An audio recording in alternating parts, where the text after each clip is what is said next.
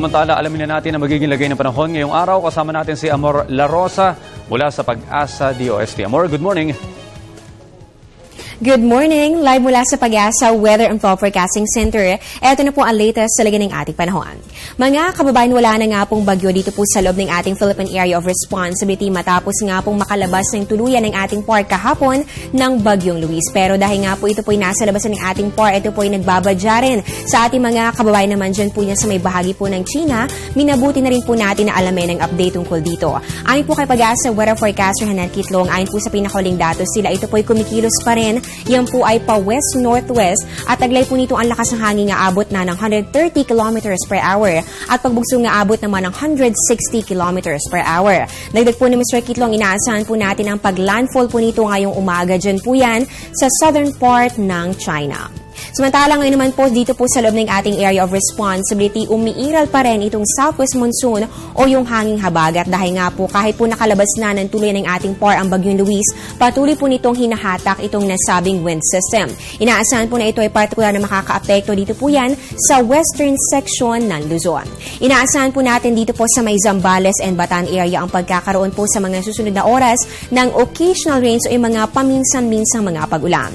Samantala dito naman po sa Metro Manila sa natitirang bahagi pa po ng ating bansa, inaasahan lamang ang bahagya hanggang sa maulap na kalangitan. Pero syempre, paghandaan pa rin po natin ang posibilidad o chances na mga pulo-pulong pag-ulan o pagkidlat, pagkulog. Kaya kung kayo po ay lalabas o kayo po ay meron po mga lakad ngayong araw, ay magdala po kayo ng payong anumang panangga sa ulan. At wag po natin kakalimutan na mag-monitor mabuti sa lagay ng ating panahon. At sa ngayon nga po, wala pa naman pong weather disturbance sa loob ng ating area of responsibility pero meron pong namataan ng Pag-asa na panibagong sama ng panahon sa labas naman ng ating area of responsibility. Kaya alamin po natin ang mga detalye sa aming pagbabalik. Matapos makalabas ng ating Philippine Area of Responsibility ng Bagyong Luis, isang panibagong sama ng panahon o low pressure area naman ang namataan po ng Pag-asa at kasalukuyan po nating binabantayan. Ayon po kay Mr. Kitlong, inaasahan po natin na ito po ay kikilos sa ngayon pakanluran pa po yan. Pero sa mga susunod pong mga oras, maaari po ito ay magbago ng direksyon dahil nakikita po natin dito, clear po yung skies natin dyan. Ibig sabihin po nito may umiiral na high pressure area o maabot nga po dito yan sa may silangang bahagi ng ating bansa. Maaari po magbago ng direksyon ang nasabing low pressure area, maaari po yung gumalaw pa northward o kaya naman po ay pahilaga. So, ayun po patuloy po natin yung babantayan sa mga susunod pang mga araw. At ito nga po, ayon po sa pinakahuling datos mula po sa Pag-asa, namataan po natin ang nasabing LPA sa layong 1,400 kilometers, silangan po yan ng Visayas. Ibig sabihin po nito, masyado pa po itong malayo para magkaroon ng direktang epekto sa anumang bahagi ng ating bansa. Pero kung magpatuloy po ang pagkilos nito pakanluran sa mga susunod na oras,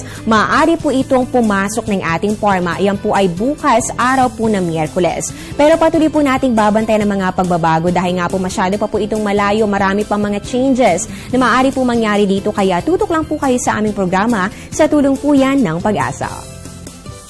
At yun po ang latest mula dito sa Pag-asa. Abangan niyo po ang susunod kong update mamaya po yung alas 10 ng umaga. Dito pa rin po yan sa Telebisyon ng Bayan. Ako po ang inyong weather lover, Amor La Rosa, na nagsasabing ang taong handa at may nahon, kayang lagpasan ang hamon ng panahon. Good morning po sa inyong lahat. Maraming salamat, Amor La Rosa.